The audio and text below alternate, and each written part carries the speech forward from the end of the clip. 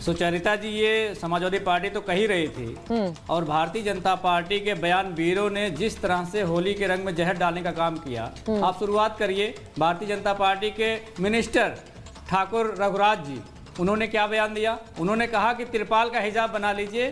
किसी एक धर्म विशेष के प्रति इतनी नफरत कहां से लाते हैं, ये इनको बताना पड़ेगा देश को कि कोई त्रिपाल का भी हिजाब पहनता है क्या? अगर कोई किसी दूसरे धर्म के बारे में अगर इस तरह की भाषा शैली का इस्तेमाल करता तो कितना ठेस पहुंचता। ये भारतीय जनता पार्टी के उत्तर प्रदेश के मंत्रिमंडल में मंत्री हैं, ये इनके बयान है।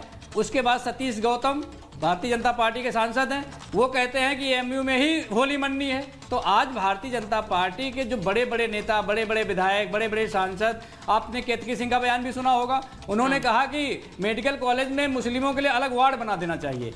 भारत के अखंड होने की परिकल्पना को भारतीय जनता पार्टी के नेता ऐसे बट्टा लगा रहे हैं जैसा लगता है कि देश को बांट कर ही रहेंगे अब वो लोग। उनको ये नहीं पता है कि इस देश को बनाने में और देश को बढ़ाने में पता नहीं कितने लोगों ने अपनी जान की आहुति भी दे दी है। लेकिन भारतीय जनता पार्टी इस पीड़ा को, इस दर्द को समझ नहीं सकती है, उनके अंदर भावना आ नहीं सकती है, क्योंकि उन्होंने अंग्रेजों के साथ हमेशा गुलामी करी है, अंग्रेजों के सामने घुटने टेका है, और इस देश के स्वतंत्रता सेनानियों के खिलाफ लड़ने में भी कोई कसर नहीं छोड़ी।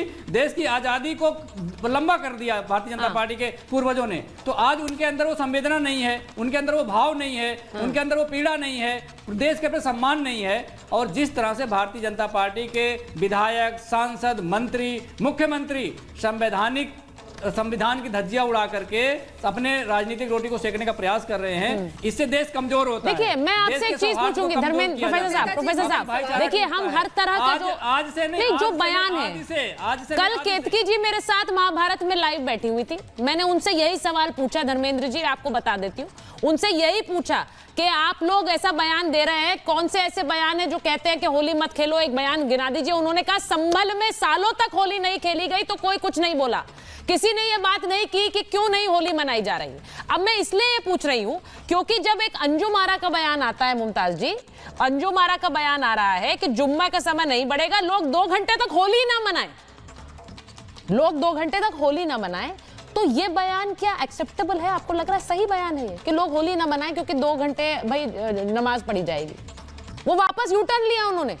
नहीं, देखिए सुचरिता जी, आपको मालूम है कि यूपी में ज़्यादातर जगहों पे मुसलमानों ने ये कहा कि हम अपना टाइम बढ़ा रहे हैं 2 बजे। हाँ।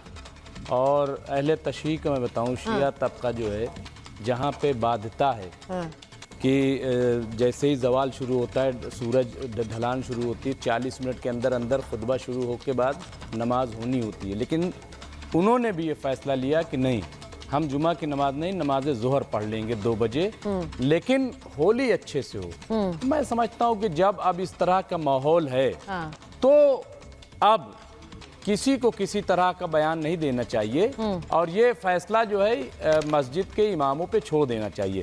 जहाँ पे कहीं कुछ मामला नहीं, मसलन मुस्लिम ही मुस्लिम है, वहाँ कोई प्रॉब्लम ही नहीं। जहाँ पे ऐसा लग रहा है कि जहाँ मुस्लिम नहीं है बल्कि मिक्स आबादी है, एक मिनट मैं कह रहा हूँ, तो इसलिए मुझे लग रहा है कि ऐसे बयानात नहीं आने चाहिए। लेकिन वही बात बयान आ रहा है, वही नहीं कि मस्जिद ढकने वाले प्रायोजित हैं, वही कह रहा हूँ। अब ये तो तैयारी ये पहले भी होती रही है, पहली बार नहीं हो रही है संजीव जी। ये इसलिए हो रही है क्योंकि प्रशासन अपनी तरफ से एक तैयारी करता है। देखिए, मैं आपको एक बात बताऊं, उपद्रव मचाने वाले हर तरफ हैं और हंगामा करने वाले हर तरफ हैं। तो पुलिस प्रशासन तो नहीं चाहेगा कि राज्य में इस तरह के कोई हंगामा हो। जी, आप ये समझ लीजिए कि हिंदू हो या मुसलमान, दोनों त्योहार में झगड़ा नहीं चाहते कि झगड़ा हो, लेकिन शरपसंद लोग जो हैं, तो ये जिम्मेदारी सरकार की है, एडमिनिस्ट्रेशन की है कि वो ऐसे लोगों पे नजर रखे।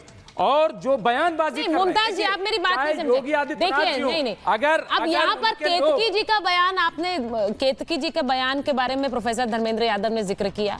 उन्होंने कहा बहुत से लोग नहीं जानते होंगे उन्हें, विधायक जी को, लेकिन कल के बाद जान गए क्योंकि उनके बयान पर इतना हंगामा हुआ। लेकिन ये अंजुम आरा का बयान भी तो कुछ ऐसा ही है। आप इस देश में रहकर किसी को बोलेंगे कि होली मत मनाइए? वही मैं कह रहा हूँ कि जब आपको कोई बोल सकता है कि ईद मत मनाइए? सियासत में सुचरिता जी होता क्या संजीव जी, कि अगर जवाब न दिया जाए ना, जवाब न दिया जाए तो आचार्य जी बोलना चाह रहे हैं। आचार्य जी जवाब ही नहीं दे पा रहे। मैं ये कह रही हूँ आचार्य जी, इस देश में जवाब देना पड़ता है। इस देश में कोई कह सकता है कि ईद मत मनाइए, आप नहीं कह सकता है, और कहना भी नहीं चाहिए। उसी तरह से कोई कह रहा है कि होली मत मनाइए आप 2 घंटे, नहीं। होली मत मनाइए नहीं कह रहे आप, देखिए एक सेकंड, गलत अरे मत करो, ये मत करो। भाई अंजुम आरा ने यही कहा कि 2 घंटे मत खेलिए होली। अरे ये क्या भाई, उनका बयान है यही। नहीं नहीं नहीं नहीं, उनका बयान यही भी है। हम उसको एक सेकंड आचार्य जी, आचार्य जी। आज तक किसी ने नहीं कहा। लेकिन मुझे एक बात बताइए कि यहाँ पर तो विचित्र स्थिति मच रही है। अरे भैया आप नमाज पढ़ने जाओ ना, कौन मना कर रहा है? लेकिन दिक्कत वहां आ जाती है कि रंग पड़ गया। अरे कौन रंग डाल रहा है? कोई रंग नहीं डालेगा आपके ऊपर। हमारे घर में भी बहुत सारे लोग होते हैं, मुझे होली नहीं खेलनी, तो क्या हम जबरदस्ती पर रंग डालते हैं? आप जाइए। लेकिन अगर गलती से रंग पड़ गया तो इस्लाम खतरे में आ गया। अभी रिजवी साहब मेरे साथ परसों होली खेले, कोई इस्लाम खतरे में नहीं आया।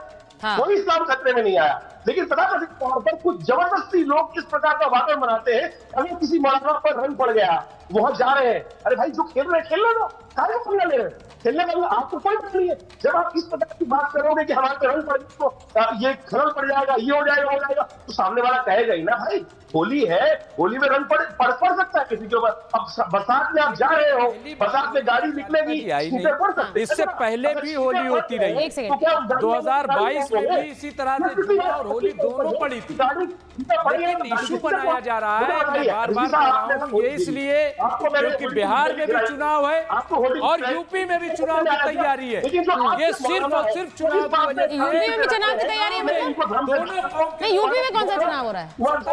अच्छा 27 का चुनाव अभी से उसके लिए तैयारी है। 25 में 25 की होली। देखिए 24 में जैसे 25 की होली हारी भाजपा, एक अब सेकंड। भाजपा बौखला गई, भाजपा पगला गई हाँ। और उसने उल्टी सीधी हरकतें शुरू कर दी, उल्टे सीधे बयान। एक सेकंड विक्रमादित्य जी आ रही है। ये बिल्कुल साफ बात आचार्य जी है। को ऑडियो दीजिए। ये बिल्कुल सही बात है, इसमें कोई दो राय नहीं है। कई ऐसे उदाहरण संजीव जी वो तो कह रहे हैं कि अचानक निकल आया। मुमताज जी एक सेकंड, वो कह रहे हैं कि यूपी में भी चुनाव होने वाला है 27 के बारे में अभी से होली पे, इसलिए विवाद खड़ा किया जा रहा है। सुचारिता, बड़ी हास्यास्पद बात है। 2026 की होली बची हुई है। अगर ऐसा था तो 2026 की होली का इंतजार करते। पर मैं एक बात कहना चाहता हूं, मैं पॉलिटिकल पार्टी से नहीं हूं। होली की पृष्ठभूमि पर अगर जाइए तो किसी को मारने काटने जाति की पृष्ठभूमि वाला कोई बैकग्राउंड नहीं है होली का।